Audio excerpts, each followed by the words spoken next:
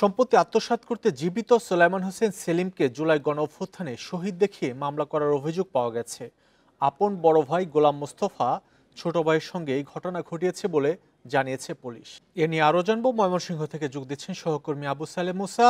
মুসা, এই যে জীবিতকে শহীদ দেখিয়ে মামলা, এই মামলার ঘটনা প্রকাশ পেয়েছে কতদিন আগে, আর এই ঘটনায় কোনো তদন্ত কমিটি গঠন করা হয়েছে কিনা পুলিশ বা প্রশাসনের পক্ষ থেকে?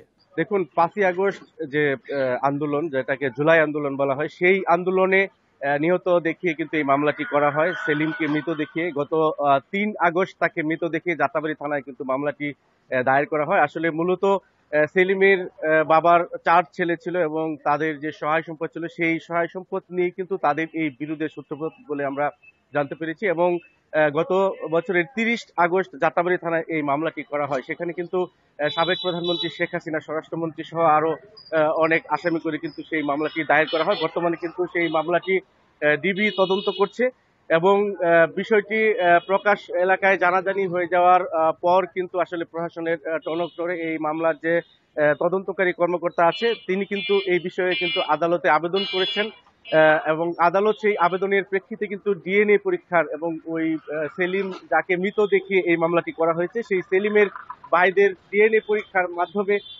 কিন্তু আদালত বিষয়টি নিশ্চিত হওয়ার জন্য কিন্তু আদেশ দিয়েছে। এবং এই ঘটনা এলাকায় জানাজানি হওয়ার পরে কিন্তু ব্যাপক চাঞ্চল্যের সৃষ্টি হয়েছে এবং সচেতন মহল যারা কিনা 5ই আগস্টের যে বিপ্লব, সেই বিপ্লবের মাধ্যমে যে নতুন বাংলাদেশ গড়া হয়েছে, সেই বিপ্লবের চেতনার সাথে কিন্তু এটি সাংঘর্ষিক। এবং সেই এই 5ই আগস্ট যে আন্দোলন, সেই আন্দোলনে নিহত বলে প্রচার করে যে মামলাটি করা হয়েছে, এই সেলিম যখনই প্রকাশ্যে চলে আসে এবং মানুষের মধ্যে জানাজানি হয় যে সেলিমকে মৃত দেখে এই যাত্রাবাড়ী থানায় মামলাটি করা হয়েছে এবং তারপরই কিন্তু এলাকায় এই বিষয়টি চাঞ্চল্যের সৃষ্টি হয়। এবং এই মামলার যে বাদী মুস্তফা ওরফে মুস্তু, সেই মুস্তু কিন্তু আহ, 2টি হত্যা মামলা সহ কিন্তু চাঁদাবাজি সহ তার নামে কিন্তু 4টি মামলা রয়েছে।